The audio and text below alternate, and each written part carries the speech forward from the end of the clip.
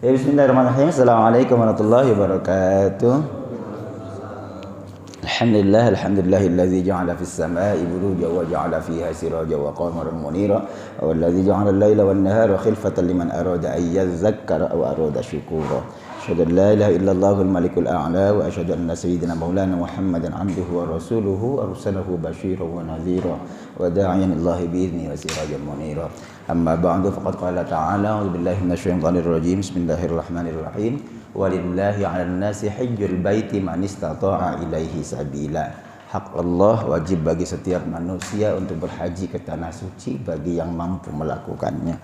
Wa qala aidan inna a'tainakal kautsar fasholli lirabbika wanhar inna syani'aka huwal abtar.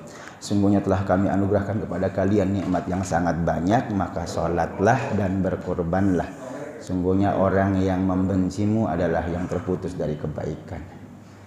Qala sallallahu alaihi wasallam al-umratu ila al-umrati kaffaratun lima bainahuma wal hajjul mabrur laisa lahu jazaa'un illa al-jannah.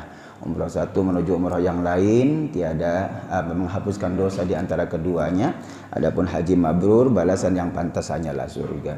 Wa qala aidan man wajada sa'atan minar rizqi falam yudhi fala yaqrabanna musallana. Siapa yang punya kemampuan rizki tapi tidak mau berkorban, maka jangan dekat-dekat musalla kami.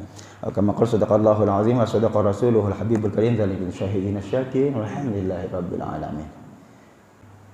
Baik Bapak Ibu rahimakumullah, alhamdulillah pagi hari ini Allah kembali pertemukan kita di pekan pertama, Sabtu pertama bulan Juli 2022. Dalam kajian ini judulnya 37 masalah populer, bukunya Ustadz Abdus Somad UAS ya. Ini kita baru saja membukanya di pertemuan sebelumnya dengan prolognya bagian muqaddimahnya. Muqaddimahnya berkenaan dengan yang ini majuan Kang pakai cembung layarnya. Lebih dekat ya. Bisa zoomnya bisa lebih maju lagi sini. Lebih dekat 1 meter cukupnya. 1 meter cukup kan? Maju lagi, oh gede banget ya. Baik, ini biasa nobar Pak. Jadi jaraknya dekat tapi tembakannya udah gede. Oh kan. Baik, Bapak rahimakumullah. Baru saja kita buka pertemuan kita membahas langsung definitif ke judul buku ini 37 masalah populer di pertemuan sebelumnya dengan muqaddimahnya. Kalau masih ingat muqaddimahnya, Ustadz UAS mengambil contoh pelajaran dari realita di tengah masyarakat. Ada ada satu keluarga yang memakamkan orang tuanya, tapi justru di makaman berantem. Siapa yang berani menalkinkan mayit ini, siapa yang mengazankan mayit ini, berurusan dengan saya, kita baku bantam di sini deh. Sampai segitunya.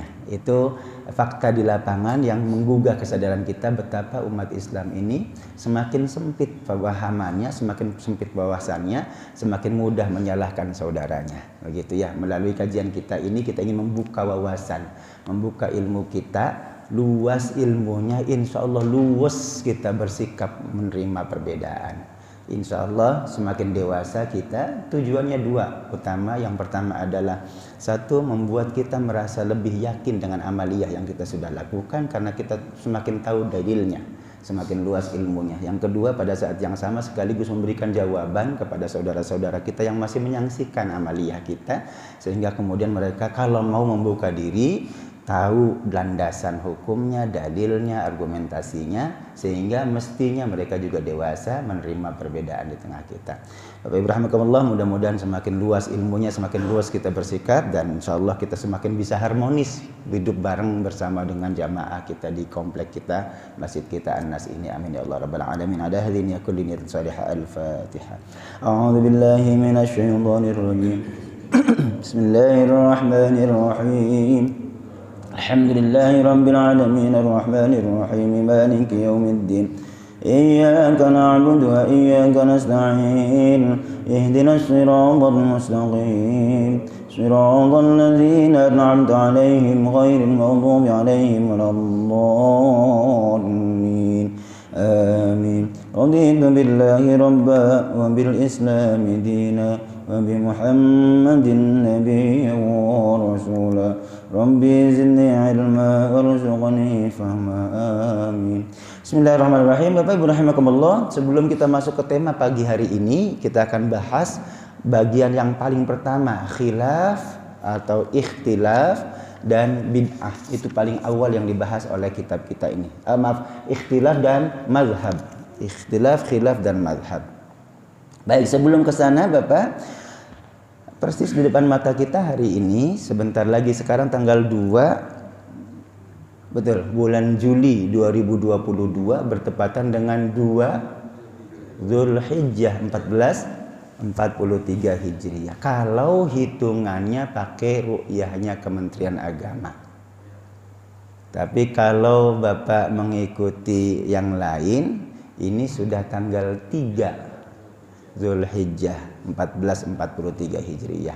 Kita akan mulai dengan ini, bagaimana kita merespon pandangan ya.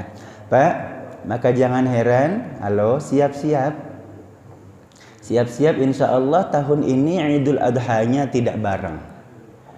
Iya, ada yang memulainya tanggal 9 Juli. Kalau tanggal Hijriahnya sudah pasti sama, tanggal 10 Zulhijjah. Cuma perhitungan Masehinya beda.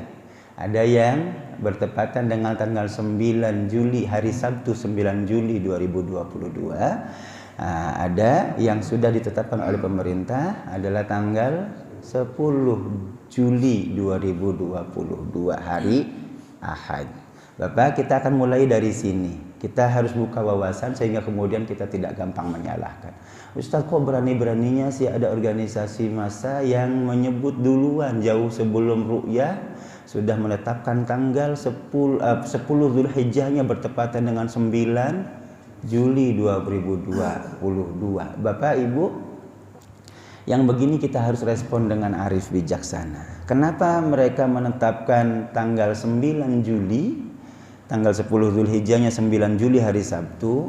Sebab memang kiblatnya ke sana. Punya dasar nggak ada, landasannya mana? Hadis Nabi SAW, al-hajju Arafah. Haji itu adalah Arafah. Di sono Arafahnya tanggal berapa? Hari apa? Oh, hari sana. Di sana sekarang ini Arafahnya hari Jum'ah. 9 Arafahnya hari Jum'ah, disebut Haji Akbar. Ya Pak, betul. Di sananya Jum'ahnya Arafah hari Jum'ah, Arafah tanggal 9. Oh, berarti tanggal 10-nya hari Sabtu. Clear Pak? Paham kita sudah sekarang? Oh, oke, kita bisa pahami. Ya Pak, clear, itu sudah selesai. Baik, kalau begitu yang hari Sabtu bagus. Di sananya tanggal 9-nya Jumat, berarti tanggal 10-nya baru hari Sabtu, pas hari Sabtu. Baik. Lalu kenapa Kementerian Agama menetapkan tanggal yang berbeda, yakni hari Ahad tanggal 10, Zulhijjahnya bertepatan 10 Juli? Bapak, alasannya berbeda. Alasannya juga punya logikanya, punya landasan keilmuannya yang jelas juga.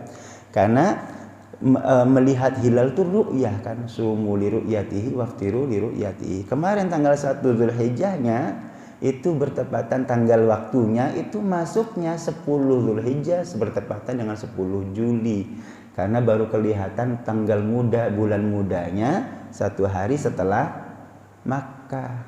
Ustaz, gimana ceritanya, masa kita di belakang Makkah sih? Padahal Indonesia ini kan di depan Makkah, di depan Arab. Ya, kita di sini sekarang subuh, di sana tengah malam masih Pak. Betul? Ya. Kita di sini subuh, menjelang subuh, di sono kita menyaksikan orang lagi taraweh kan? Kalau bulan Ramadan. Ya. Nah, betul, kalau hitungannya hitungan Masehi itu patokannya adalah matahari. Namanya tahunnya tahun Syamsiyah. Kalau hitungannya matahari, maka kita lebih awal daripada Arab Saudi.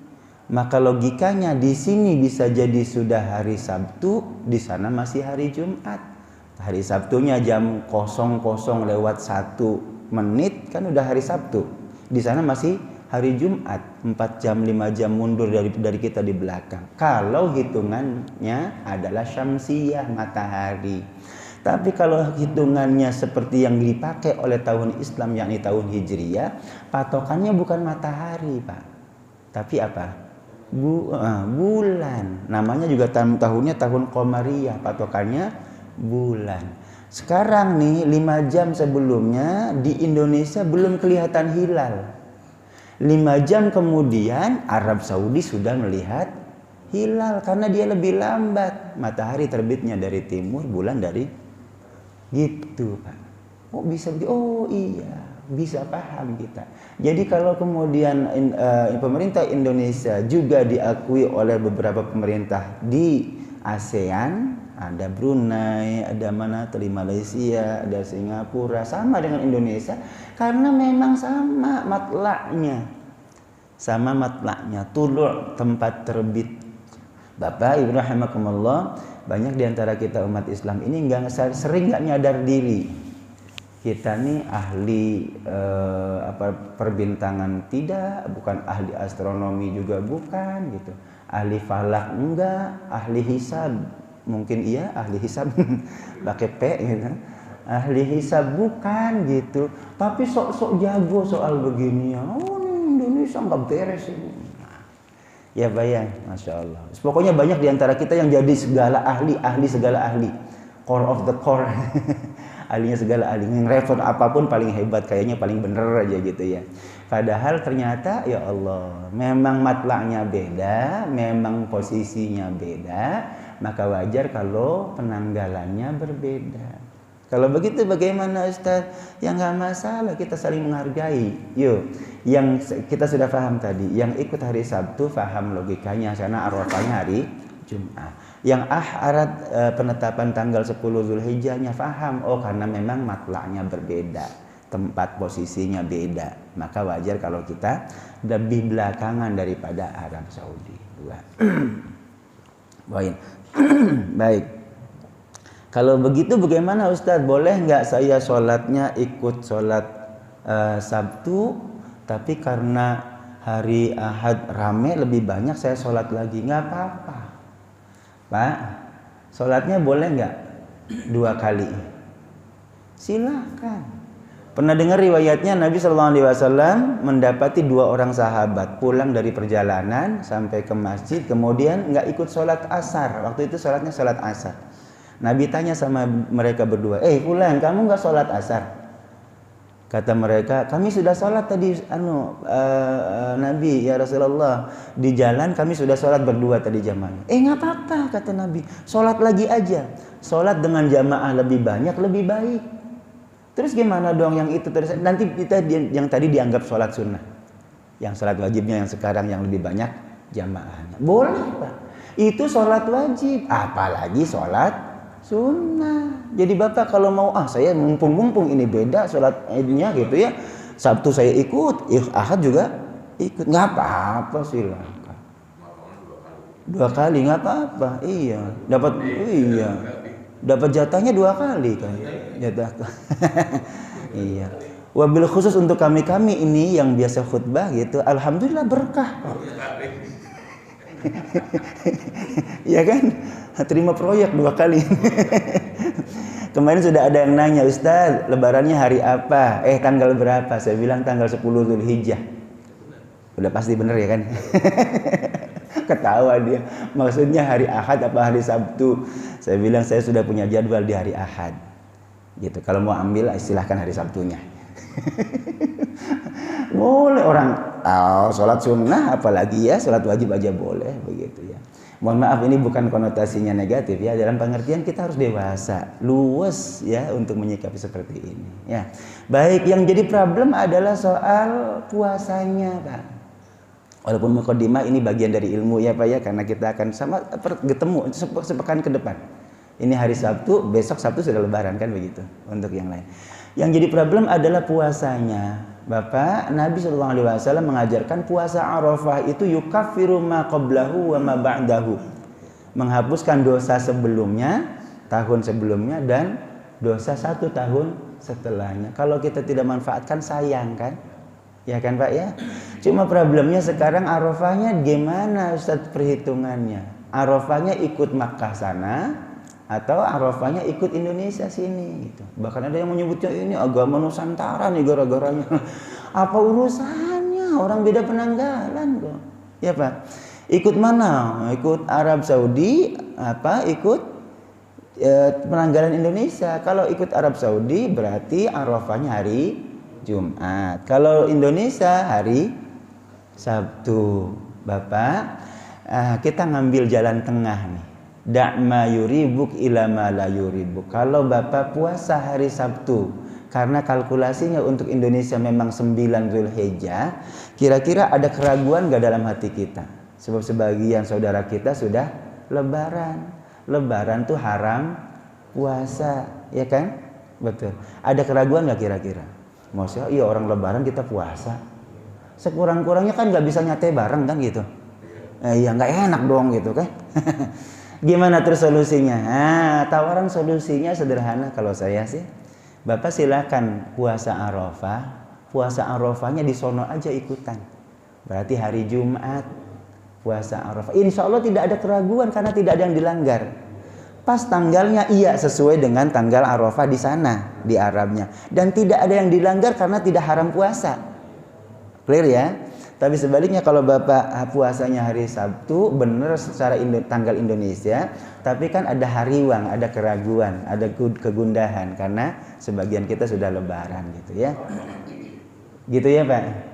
Kalau mau misalnya, terus gimana dong? Wallahu alam, sudah terserah Allah sajalah soal pahalanya gitu. Yang penting kita manfaatkan Arafahnya untuk bisa berpuasa. Arafahnya ikut di sana nggak apa-apa gitu.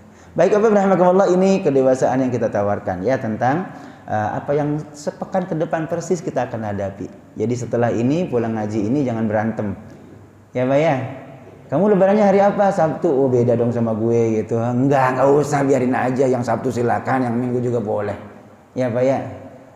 Lebarannya lebih banyak apa-apa, dagingnya lebih banyak. Baik, ini yang pertama. Yang kedua sekaligus nitipin. Berulang kali saya sampaikan di banyak tempat begitu, termasuk diantaranya di tempat kita ini bertahun-tahun yang lalu saat kita melaksanakan sholat Idul Adha di lapangan sana ya. Saya sampaikan motivasinya dua ibadah utama, yakni motivasi kurban dan haji. Bapak Ibu, banyak diantara kita umat Islam ini yang masih beranggapan kurban itu hanya sekali.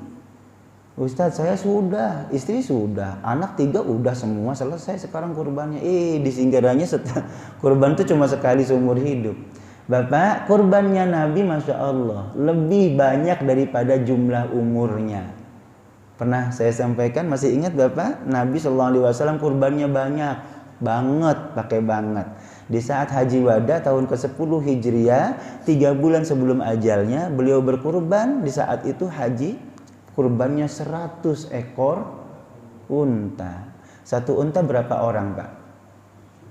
Sapi 7 orang. Kalau unta 10 orang.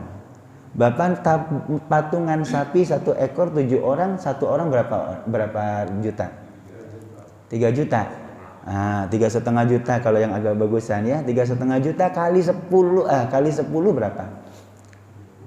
35 juta. 1 ekor unta 35 juta kali 100 unta berapa? 3,5 miliar.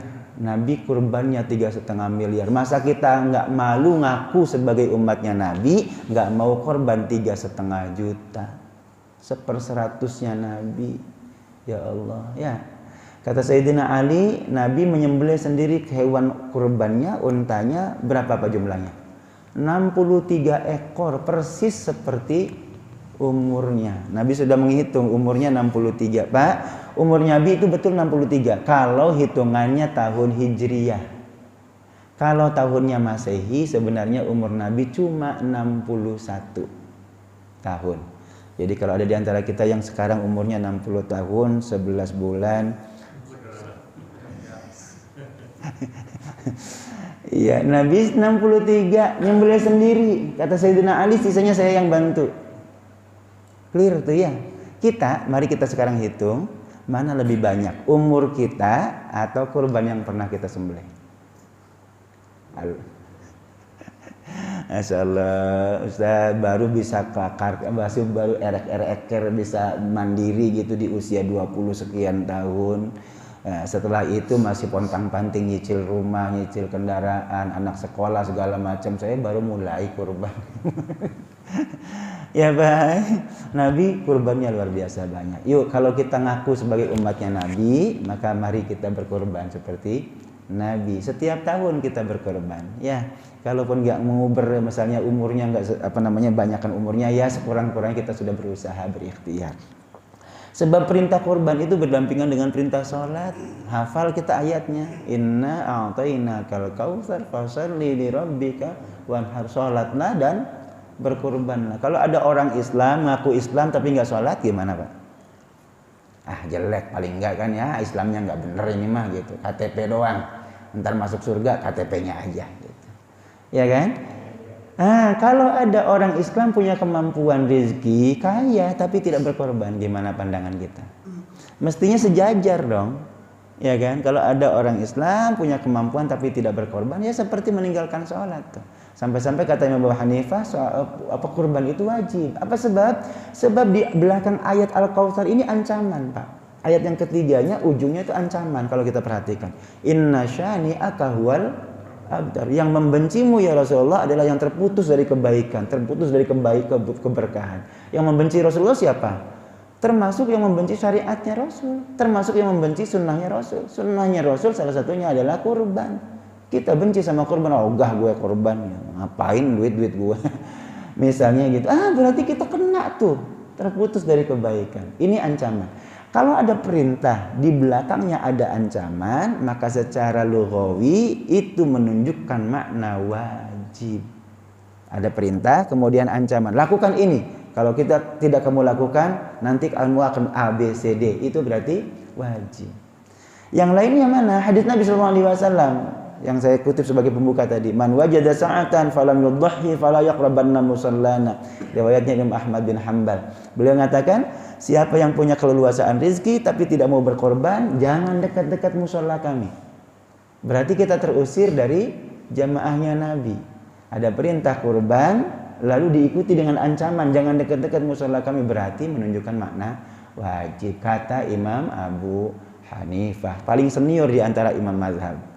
Betul yang lainnya masih menganggap sunnah, tapi sunnah sekalipun sunnahnya sunnah muakkadah yang levelnya lebih tinggi mendekati kewajiban. Jadi kalau kita punya kemampuan kurban, sayang ini momentumnya tidak terulang, setahun sekali doang. Ya, Bapak nggak bisa kurban bulan Muharram. Sekarang mumpung begitu, mumpung ada kesempatan ya, mumpung masih ada peluang dan kemampuan begitu, yuk kita berkorban ya. Ya umur kita nggak lama lagi, yang ada di sini saat ini 100 tahun lagi udah nggak ada semua, ya kan? Maka ayo berkorban. Satu motivasi korbannya. Yang kedua Bapak, haji. Saya terus terang kaget, 2022 ini baru buka lagi masa tunggu ibadah haji. Karena 2 tahun kemarin corona kita udah ngumpet aja dah, nggak ada yang berangkat kok gitu kan. Nah tahun ini saya buka lagi websitenya Kementerian Agama tentang masa tunggu ibadah haji di Indonesia. Dulu Pak, kita ngelihatnya 10 tahun yang lalu masa tunggu haji Indonesia itu untuk wilayah kita Banten, wilayah Jakarta pendek, cuma 10-an tahun. Babat daftar tahun 2013, 2012 begitu, ya kurang lebih 10 tahun berangkat Pak, 2023 jatahnya. Halo, sekarang Bapak tahu sudah berapa? 22 tahun. Tuh. Untuk wilayah kita Banten, Tangerang Selatan ini wilayah kita butuh waktu masa tunggu 53 tahun. Banten.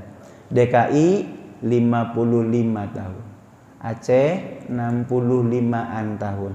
Yang lebih lama NTB berapa Pak? 74 tahun. Apa itu yang paling lama? Bukan. Yang paling lama Bantaeng, Sulawesi Selatan. Bapak tahu berapa? 97 tahun. Bapak lunasin ONH sekarang, berangkatnya tahun 97 tahun lagi. Apa iya masih ada gitu? Terserah Allah saja Pak. Bisa jadi karena memang masa corona ada dipangkas 50%, harusnya berangkat 1/1000, sekarang berangkatnya 1/2000. Kalau Indonesia ini 200 juta, yang berangkat mestinya 200.000. Karena dipangkas 50% cuma 100.000. Masa tunggunya jadi 2 kali lipat lebih panjang. Satu ya. Oke, mudah-mudahan kalau nanti sudah dibuka lagi yang tadi 50 tahun menjadi 25 tahun. Karena kan 50% sudah dibuka 100% full begitu ya. Harapannya begitu. Maka bagaimana? Daftar aja nggak apa-apa. Nyampe nggak nyampe terserah Allah saja gitu. Sekurang-kurangnya di hadapan Allah Bapak punya hujjah. Kenapa kamu nggak haji? Saya sudah punya porsi ya Allah. Gitu. Umur nggak nyampe terserah Allah saja. Bapak Ibu rahimakumullah, ditambah lagi yang kedua, sekarang pemerintah Saudinya menetapkan aturan yang boleh berangkat haji usia maksimalnya 65 tahun. Kalau sudah lewat 65, lewat 1 hari batal haji. Kemarin di TV rame Pak ya. Orang udah siap semuanya gitu, siap berangkat. Dulu kali saya tahu siap berangkat Pak ya, nggak taunya umurnya lewat. Beberapa hari batal hajinya. Saya punya jamaah di Reni Jaya, dia sudah berangkat haji di masa muda, begitu punya istri kemudian ambil porsi haji bersama dengan istri, bisa berangkat bareng. Istrinya lebih muda ya Pak ya, biasa kan istrinya lebih muda, 62-an tahun. Nggak taunya ada batasan 65 maksimal usianya. Dia usianya 67 tahun. Istrinya berangkat, dianya nggak bisa berangkat, gagal berangkat. Untungnya sudah pernah haji, jadi aman dah. Udah saya ambil lagi aja katanya. Lalu bagaimana solusinya? Ada Pak solusinya. Karena keterbatas waktunya, sementara masa tunggunya lama begitu, maka ada solusi yang kedua. Ambil haji fulus. Cuma namanya juga haji fulus, duitnya banyak. Kalau kalau haji reguler cuma 40 juta. Kurang-kurang dikit lah, 39, sekian gitu. Saya nggak ngambil untung, nggak ngambil untung ini. Ya Pak, haji fulus berapa Pak? 200-an juta. Sekurang-kurangnya 200 juta haji plus. Apa sekarang bayar besok berangkat? 7 tahun. Nah, itu betul Pak. Di Raini Jaya kemarin ada yang bilang, Ustadz saya sudah punya haji plus, porsi haji plus. Tapi ternyata begitu ada keluar pengumuman 65 tahun usia maksimal bisa berangkat haji, saya harus ambil haji plus saya, pindah ke haji yang lebih cepat. Yang ini namanya haji furoda. Nah, namanya haji furoda. Berapa duitnya Pak? 350 juta. Suami istri 700 juta. Masya Allah. Bapak mestinya cuma cukup bayar 40 juta, ini mesti sampai 350 juta loh. Gara-gara ya? Yang murah ada. Pakai sepeda. Iya. Oke, pakai sepeda atau pakai motor ya. Cuma 7 bulan. Berangkatnya insya Allah semangat, pulangnya itu loh. Pak, 350 juta, mestinya 40 juta bayarnya ya. Itu Masya Allah. Tapi ya karena demi berangkat haji, alhamdulillah beliau ambil. Ya, suami istri 700 juta. Saya bilang itu kali yang paling mahal, yang VIP gitu ya. Yang satu hotel sendirian gitu. Bukan satu kamar. Dia bilang, enggak Ustaz, 350 juta itu paling murah. Kok bisa? Iya, yang mahal berapa? 500 juta. 1 miliar Pak suami istri berangkat haji, Masya Allah. Baik, Bapak rahmatullah, karenanya motivasi kita ya, anak cucu kita, cucu Bapak barangkali begitu lahir langsung daftarin deh. Biar bisa berangkat ya Pak. Karena masa tunggunya demikian lama, sementara umurnya dibatasi. Mudah-mudahan tahun depan, tahun-tahun berikutnya pembatasan umur sudah tidak berlaku lagi. Nggak apa-apa, 70-80 tahun masih sehat bisa berangkat, mudah-mudahan ya. Amin ya Allah rabbal alamin. Baik, yang kita sama-sama doakan ya Pak ya, yang sudah berhaji ya, alhamdulillah banyak sekali di antara jamaah ini yang sudah berhaji. Semoga Allah jadikan hajinya mabrur-mabruroh ya, yang tiada pantas balasannya kecuali surganya Allah Subhanahu wa taala. Allah ganti seluruh biayanya dengan yang lebih banyak dan lebih baik. Wa ma anfaqtum min syai'in fahuwa yukhlifuh. Al-Qur'an tuh Pak. Siapa yang memberikan infak sekecil apapun, min syai' itu sekecil apapun, sedikit apapun, fahuwa yukhlifuh, Allah pasti ganti. Dan kalau Allah yang mengganti pasti lebih banyak dan lebih Baik, amin ya Allah rabbal alamin. Al-Fatihah. A'udzu billahi minasyaitonir rajim. Bismillahirrahmanirrahim. Alhamdulillahirabbil alamin arrahmanir rahim maliki yaumiddin. Iyyaka na'budu wa iyyaka nasta'in. Ihdinas siratal mustaqim. Shiratal ladzina an'amta 'alaihim ghairil maghdubi 'alaihim waladdallin.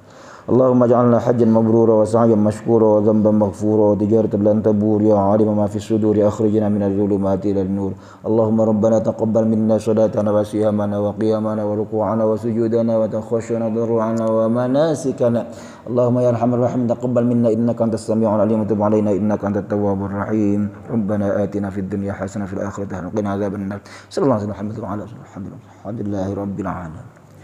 Baik, Rahmatullah, sisa waktu yang kita miliki hari ini kita manfaatkan untuk, nah loh, kok bisa berubah? Kabelnya Kang ya?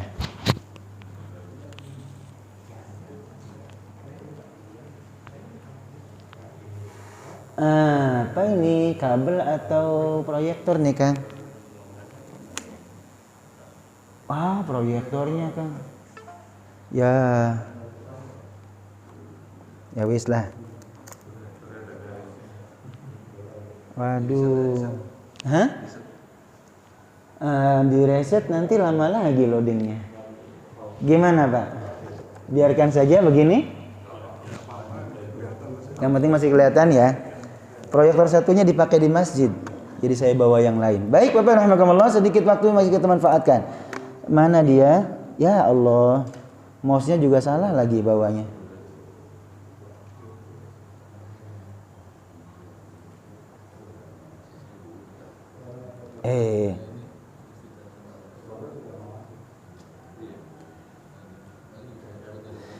Baik.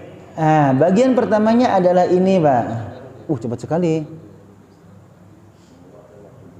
Tentang khilaf dan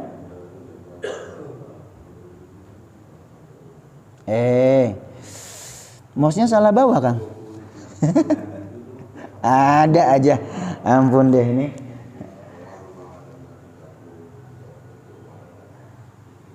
Ini proyektor nggak pernah dipakai, jarang banget dipakai nih, bertahun-tahun.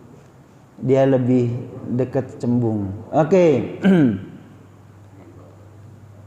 Ya, yang masalah pertamanya adalah, mouse-nya salah bawa, saudara-saudara. Coba, mudah-mudahan bukan salah bawa atau habis baterai, ya, maybe. Ya Allah, tuh loncat-loncat jadinya Pak.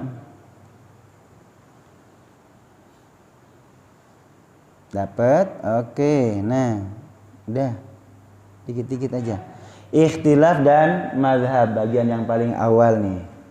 Rada sedeng ya Pak. Oke, baik. Kenapa paling awal? Ini karena memang akar masalahnya Pak. Kita berbeda karena memang perbedaan itu dari awal sudah ada. Bukan kata ulama, tapi nabinya sendiri sudah menyampaikan perbedaan itu, ya, mencontohkan perbedaan itu. Namanya adalah ikhtilaf fil ibadah atau ta'addud fil ibadah. Sebentar, agak sedeng. Oke. Baik, kita mulai. Ini tentang ikhtilaf. Ikhtilaf itu apa sih? Ada ikhtilaf, ada khilaf. Alhamdulillah, mouse-nya jalan. Berarti nggak salah bawa. Prolognya panjang, sudah kita bahas kemarin. Ini dia bagian paling awal tentang ikhtilaf dan mazhab. Makna khilaf dan ikhtilaf. Untuk mengetahui makna, mana tadi? Kelihatan nggak Pak? Masih Pak? Mana? Mana ikhtilaf dan khilaf dan ikhtilaf? Ya, lihat penggunaannya dalam bahasa Arab. Khalaftuhu mukhalafatan wa khilafan wa takhalafa alqaumu wa ikhtalafu idza dhahaba kullu wahidin ila khilafi ma dhahaba ilaihil akhar. Apa itu ikhtilaf dan khilaf? Khalaftuhu, saya menyelisihinya, mukhalafatan dengan perselisihan, wa khilafan, mukhalafah, khilafan sama perselisihan, berbeda.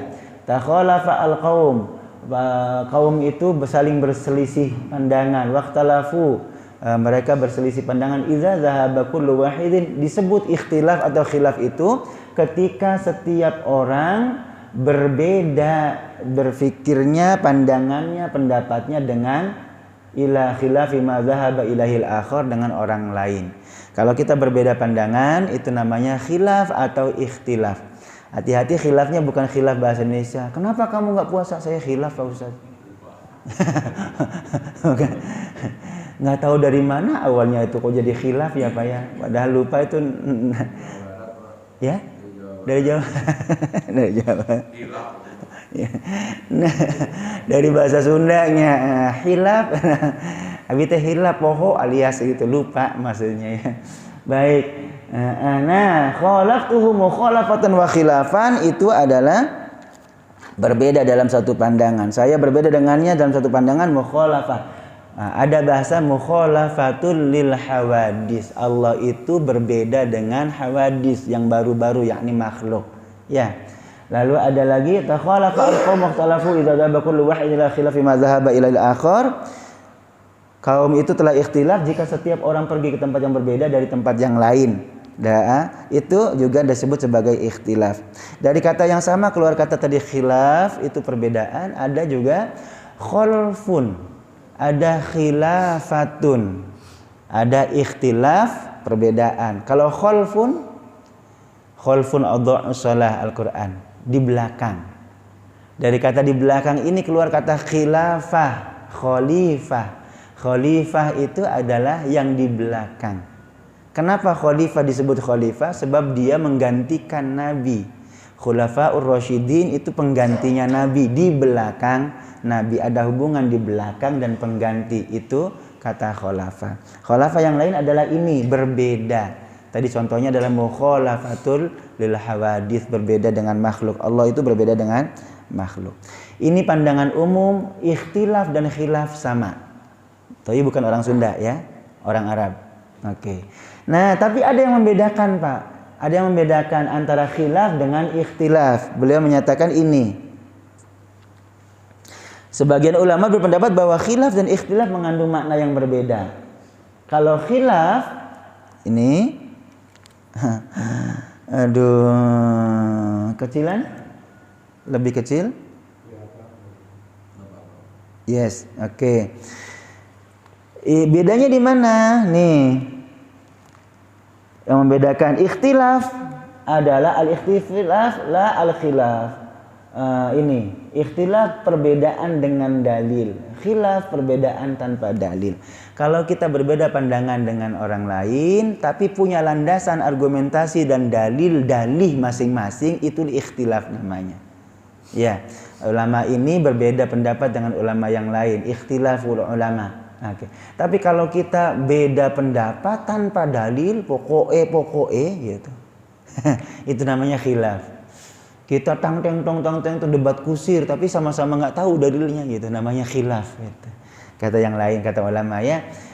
Kalau kita punya landasan argumentasi, dalil masing-masing, namanya disebut sebagai ikhtilaf. Yang pasti ikhtilaf maupun khilaf artinya adalah perbedaan. Baik, dari sini keluar kata khilafiyah. Khilafiyah itu adalah hal-hal yang diperdebatkan, tidak disepakati oleh ulama sampai akhir zaman. Bapak Ibu rahimakumullah, enggak usah alergi dengan khilafiyah. Biasa saja. Ya Pak. Biasa saja khilafiyah. Kita semua berbeda kan? Dari suku, bangsa, bahasa, budaya, warna kulit, mungkin penampakan lahir, semua kita beda. Bapak bisa bayangkan kalau kita nih sama semua. Mukanya rata semua. Istri bingung nyari suaminya yang mana. Iya, berbeda itu sesuatu yang biasa. Ya, walau sya'allahu la ja'alakum ummatan wahidah. Al-Quran menyatakan, andai Allah menghendaki, Allah bisa menjadikan kita umat yang satu. Seperti apa itu? Lebah, namel, semut. Itu ummamun mislukum, umat seperti kalian. Kita nggak bisa bedain lebah kan? Kalau ada lebah 10 lebah, kira-kira Bapak bisa bedain nggak satu-satu? Ada 10 semut gitu, Bapak bisa bedain nggak satu? Hah? Ada tukang lebah ya? Oh iya, ada tukang madu nih kan siapa? Susah ya Pak. Halo. Kalau Allah menghendaki kita dijadikan sebagai umat seperti lebah maupun semut, bisa. Sama semua, sama pikirannya, sama gagasannya, semua bisa. Ya, kita taat patuh pada ratu gitu kan, seperti lebah gitu misalnya. Bisa. Tapi Allah menggunakan kata lau. Lau itu adalah pengandaian yang tidak mungkin. Allah tidak lakukan itu. Itu lau. Beda sama idza. Kalau idza, apabila telah datang kepadamu pertolongan Allah, itu adalah yang pasti terjadi. Idza jaa nasrullahi wal fath. Ya, itu pengandaian juga tapi pasti terjadi pakai idza. Kalau lau pasti tidak terjadi. Oke, ada lagi satu Pak. Yang ketiga adalah in. Kalau in itu tanda bintang. Syarat dan ketentuan berlaku. Contohnya apa Pak yang in Pak? Pernah tahu? Contohnya dalam hal nikah. Tuh. Wa ankihul ayyama minkum wasolihina min ibadikum wa imaikum. Nikahkan yang jomblo-jomblo di antara kalian, hamba sahaya laki-laki maupun perempuan yang sudah pantas untuk menikah. Iyakunu fuqara'a yughnihimullahu min fadlih. Jika mereka saat ini fakir, dengan menikah Allah pasti akan berikan yughnihimullah, apa itu? Memberikan kecukupan, memberikan kekayaan. Itu janji Allah Pak. Jadi kalau pengen cukup, pengen kaya, nikah. Itu janji Allah. Tapi pakai in. In itu syarat dan ketentuan berlaku. Jangan kawin doang terus nggak ngapa-ngapain. Ya. Nikahlah tapi tetap ikhtiar, berusaha, bekerja semaksimal mungkin. Insya Allah berikan kecukupan. Allah berikan kecukupan. Dulu kita juga sama ya Pak. Sebelum menikah Masya Allah pontang-panting hidup. Gimana ngempanin anak orang, katanya makan sendiri aja susah ya. Tapi begitu udah menikah, sekurang-kurangnya sendok, garpu, piring punya, ya kan? Bisa lah gitu. Alhamdulillah sekarang sudah punya segalanya. Kebayang kalau masih jomblo. Ya Pak, baik. Alhamdulillah ini in. Jadi perbedaan itu sesuatu yang niscaya. Yang saya ingin sampaikan adalah perbedaan itu sesuatu yang niscaya. Itu pasti terjadi, tidak mungkin tidak. Nikmati saja, nggak apa-apa, syukuri. Hari ini sayur asem, besok sayur sop, besoknya sayur lodeh, itu sayur semau gitu, sayur lodeh gitu. Besoknya sayur, terserah, ya kan? Nikmati saja. Justru berbeda, karena berbeda kita bisa saling mengisi satu sama lain. Bapak punya keahlian, beliau ini punya keahlian di bidang IT. Yang satu lagi bidangnya konstruksi, satu lagi bidang medis, satu lagi saling melengkapi. Ya, nggak apa-apa. Justru saling menjadi kebaikan kan. Kebayang kalau satu profesi semua nih, satu masjid satu profesi semua, nggak ada yang bisa saling menghandle kan. Baik, jadi perbedaan itu sesuatu yang niscaya, nggak usah alergi dengan perbedaan. Baik, Bapak Ibu rahimakumullah, berikutnya sedikitnya adalah bagaimana ikhtilaf ulama dalam memahami nas. Contohnya adalah ini. Satu saja kita hari ini akan pelajari. Al-Quran menyatakan wamsahu biru'usikum. Satu di antara rukunnya wudu itu adalah mashur ra's, mengusap kepala.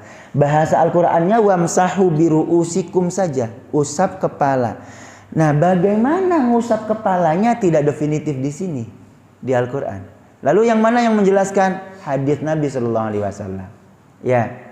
Jadi kita nggak bisa beribadah dengan Al-Qur'an saja, harus ada dampingan hadis karena litubayyina linnasi ma nuzila ilaihim. Tugas Nabi menjelaskan Al-Qur'an, menjelaskan apa yang disampaikan Al-Qur'an. Salah satunya ini. Usaplah kepala kalian. Kepala itu dari mana ke mana, Pak? Semua ini kepala kan? Muka bagian kepala bukan? Kepala juga. Lalu yang diusap mana? Hidungnya. Gitu. Enggak, ada nabinya. Ya kan? Ada ajaran nabinya. Mana yang diusap itu? Ini. Hadis yang pertama riwayat Imam Muslim, qala Ibnul Mughirah anna Nabi sallallahu alaihi wasallam tawaddaa famasaha bi nasiyatihi wa 'alal imamati wa 'alal khuffaini. Nabi wudu lalu beliau mengusap nasiyatihi. Apa nasiyah itu? Ubun-ubun. Ada di surah Al-Ghasyiyah gitu ya. Nasiyatin kadhibat. Bukan, Ghasyiyah Al-Alaq. Nasiyatin kadhibatin khati'ah falyad'u nadiya sanadun zabaniyah. Kalla la tuti'hu wasjud. Waktu Al-Alaq paling akhir. Nasiyah itu ubun-ubun. Nabi mengusap ubun-ubunnya. Kalau begitu, kalau ngusap ubun-ubunnya saja boleh enggak? Ini ubun-ubun di sini ya, Pak ya, misalnya. Boleh? Itu ada hadisnya.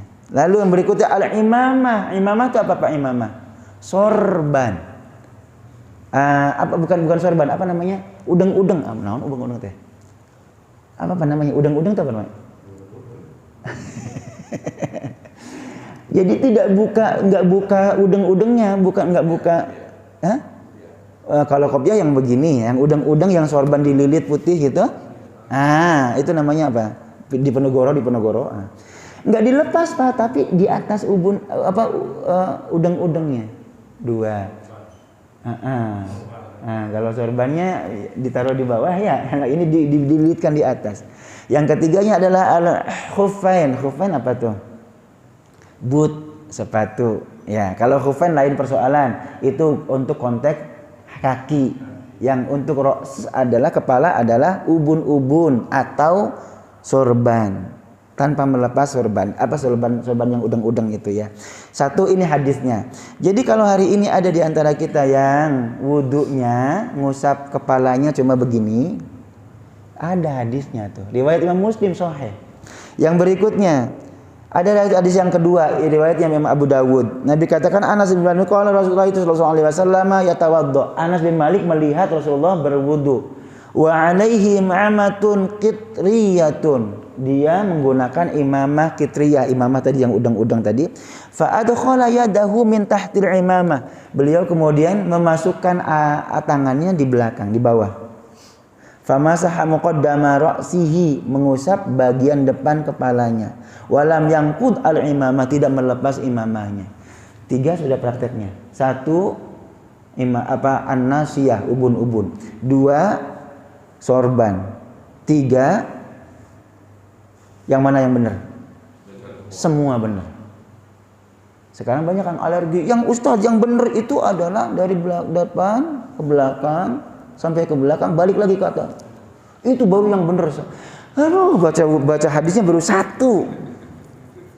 Ternyata hadisnya banyak. Itu menjelaskan ayat Al-Qur'an, famsahu biruusikum. Ayatnya general itu Pak, ayatnya umum. Wa usaplah kepala kalian gitu. Tapi kepalanya bagian yang mana dijelaskan oleh hadis Nabi. Hadis Nabi tidak cuma 1, ternyata banyak praktek ibadahnya Nabi.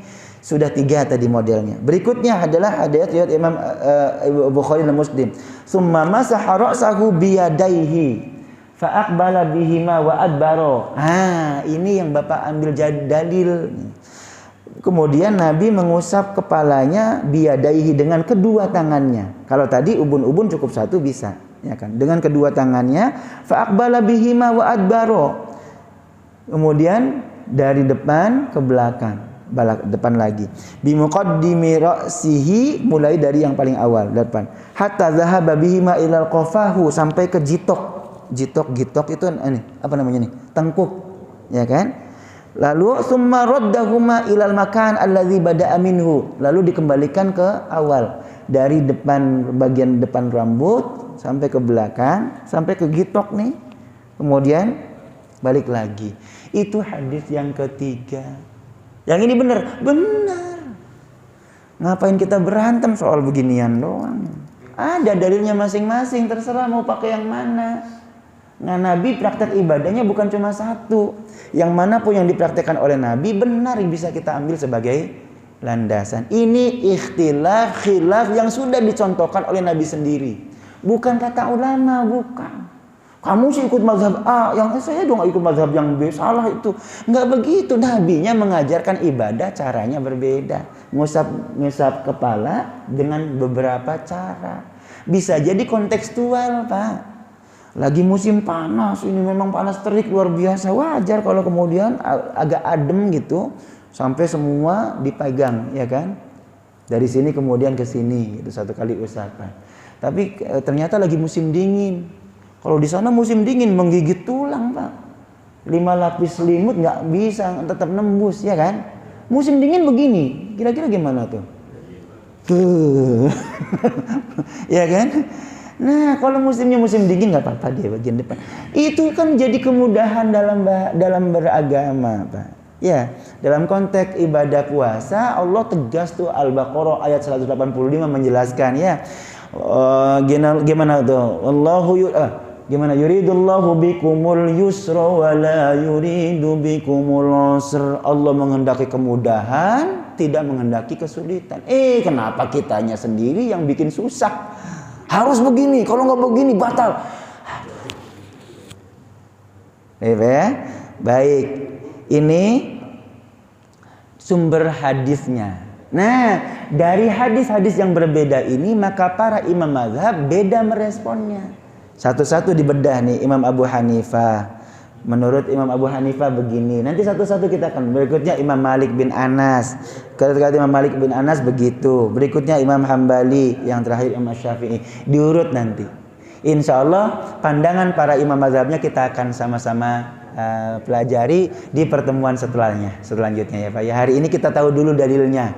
Oh, Bapak yang pakai depan kepalanya doang namanya nasiyah. Ubun-ubun sah, boleh. Bapak yang pakai udeng-udeng boleh 2. Udeng-udengnya saja atau diselisipin di bawah udeng-udeng. Yang ketiga, kalau Bapak udah biasa menggunakan yang tadi dari depan ke belakang, belakang ke depan lagi, silahkan. Yang manapun sah. Karena dicontohkan oleh Nabi Shallallahu Alaihi Wasallam semuanya. Pandangan ulamanya nanti kita akan bahas pada pertemuan berikutnya. Sekarang sudah jam 6.05 menit. Saya agak tunda sedikit karena waktu syuruknya sekarang lebih belakangan. Jam 6-nya jam 6.03 syuruk Pak ya. Tambah 10 menit berarti 13 menit kurang lebih baru kita boleh sholat. Ya, waktu halal sholatnya kira-kira 6.13 menit ini ya, betul ya? Gitu ya. Baik, masih ada waktu beberapa menit. Barangkali kalau ada yang disampaikan silakan sebelum kita sempurnakan dengan doa. Monggo Pak. Udah pada lapar apa ya? Ya silakan Bapak. Pandangan aja sih. Sebenarnya untuk pribadi saya masalah perbedaan. Pertama masalah dulu pernah juga saya sampaikan. Masalah penetapan satu Syawal, kemudian 10 Zulhijjah. Saya sudah mempraktekkan itu, Ustaz. Jadi saya mempraktekkan kemungkinan siapa yang lebaran duluan, itu saya akan lebaran duluan. Kalau di konteks puasa, asal puasa saya tetap 29 hari minimal, kan minimal ya. Artinya saya bisa ikut puasa duluan. Jadi tentunya itu karena puasa di hari tasyrik itu kan haram. Ya betul. Saya menghindari masalah diterima subhanallah. Itu sudah saya praktekkan. Keluarga saya sedidik seperti itu. Alhamdulillah. Yang kedua adalah masalah perbedaan yang memang ini menarik. Di agama kita ini kadang-kadang saling gampang kita saling menyalahkan. Padahal Islam itu dari sejak awal setelah Nabi wafat dengan ada mazhab itu memang sudah berbeda. Itu kan sudah berbeda. Ya, dari empat imam. Nah sekarang kan umat ini kan bagaimana kita menyikapi perbedaan itu sebenarnya. Jangan menyalahkan kan yang ada di lingkungan kita kan, wah basah loh. Akhirnya itu tadi ada yang berani tak ini gue bacok loh. Kira gitu jadinya kan. Iya. Ini kan jadi ya saya nggak bertanya. Baik, terima kasih Pak. Terima kasih, betul. Alhamdulillah ini kedewasaan berpikir kita Pak ya. Yang pertama tadi betul, saya kira sama poinnya Pak ya. Ya, saya juga menganjurkan kalau mau puasa Arafah ya ikut Arafah di sana biar tidak ada kegamangan dalam hati gitu. Adapun hari Sabtunya karena sudah sebagian Lebaran gitu haram. Betul. Nanti bahasa hadisnya da'ma yuribuk ila ma la yuribuk. Ambil yang meyakinkan, tinggalkan yang meragukan. Kalau ragu, Bapak jangan ambil gitu mendingan ya. Itu betul, bijaksana sekali. Baik, Bapak yang pertama. Yang kedua tentang perbedaan khilafiyah itu bukan hanya diajarkan oleh para ulama ternyata. Barusan saja kita tadi belajar begitu, memang Nabi mengajarkan hal yang berbeda. Dalam cara berwudu tadi ternyata mashul roksi, mengusap kepala itu bisa 1, 2, 3, 4. Itu baru 3 hadis Pak. Nanti ketemu hadis yang lain mungkin berbeda. Ya, mungkin ada perbedaan yang lain. Imam mazhab itu baru lahir belakangan. Iya, Imam Abu Hanifah yang paling awal hampir 100 tahun sebelum Hijriyah gitu ya. Si Imam Syafi'i 150 Hijriyah lahirnya, meninggalnya 205 Hijriyah. Jadi ratusan tahun setelah Nabi. Apakah perbedaan baru ada di zaman para imam mazhab? Enggak. Di zaman Nabi sudah terjadi perbedaan itu. Dari mana sumbernya? Dari Nabi sendiri. Sering saya sentuhkan yang paling banyak salah satunya dalam hal ibadah adalah Nabi mengajarkan doa iftitah. Yang paling banyak Pak. Di antara gerakan, rukun, bacaan, sholat kita yang paling banyak beda itu adalah doa iftitah. Nabi mengajarkan bukan 1, bukan 2, tapi 12 macam.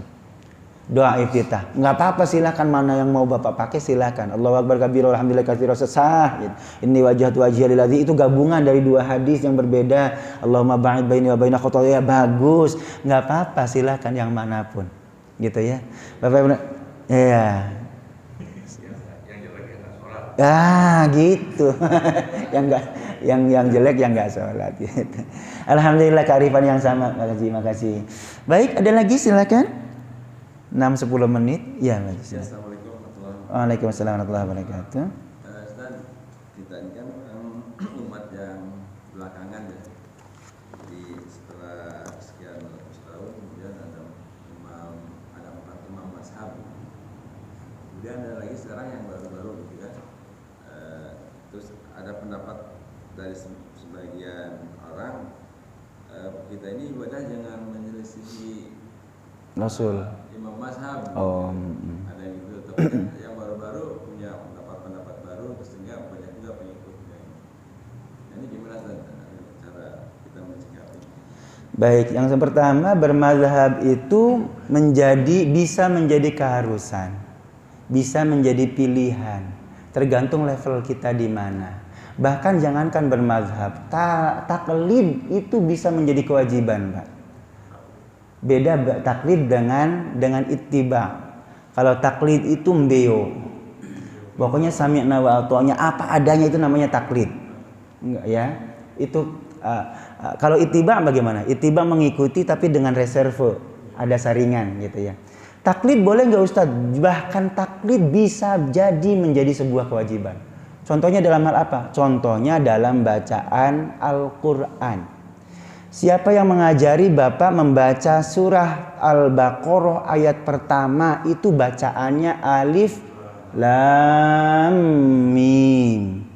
Kata orang Medan, ini salah bacanya alam ma.